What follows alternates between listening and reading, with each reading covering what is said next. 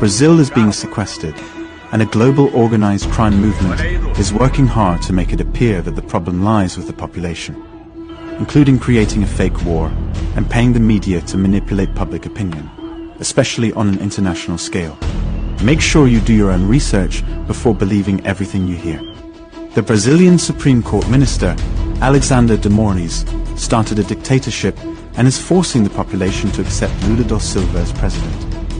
Lula da Silva is a criminal politician, convicted for 12 years, who was released after only 580 days, and now holds the presidency through fraud in the elections.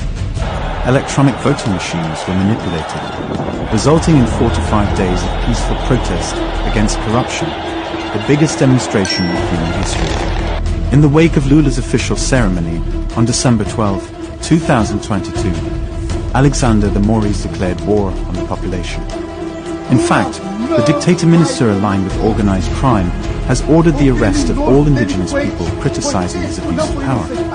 7 indigenous tribes in Brazil claimed their voting machines returned 0 votes to their candidates, and they are being arrested for questioning these counts. It's so absurd that it's nearly impossible to believe this is Brazil rather than Venezuela or China. But the dictatorship being implemented is exactly the same. In the meantime, Alexander de Moraes is protected by a kind of Gestapo police, the same strategy as Hitler. But on the streets, a fake war is being stoked by infiltrators from the extreme left. They terrorize non-violent protesters and local homeowners. Exactly the same method was used in the Capitol case in the USA. It's a premeditated action by the extreme left-wing Black Bloc and criminal supporters of Lula da Silva, the leader of the gang.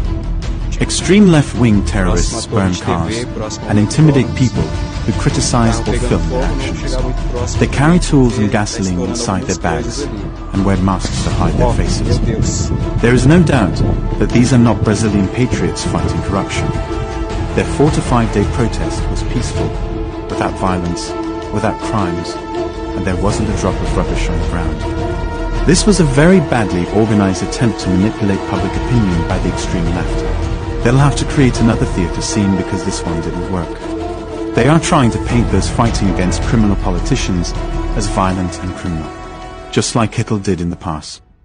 As predicted by producer Will Lissel on September 6, 2021, in England, the new Hitler was born during the pandemic. It happened in Brazil, and now we see the results. If this atrocity occurred in your country, would you accept it? That's right, you won't. World leaders cannot expect Brazilians to watch their country being held hostage and remain silent. Brazil is ready to defend its homeland against organized crime.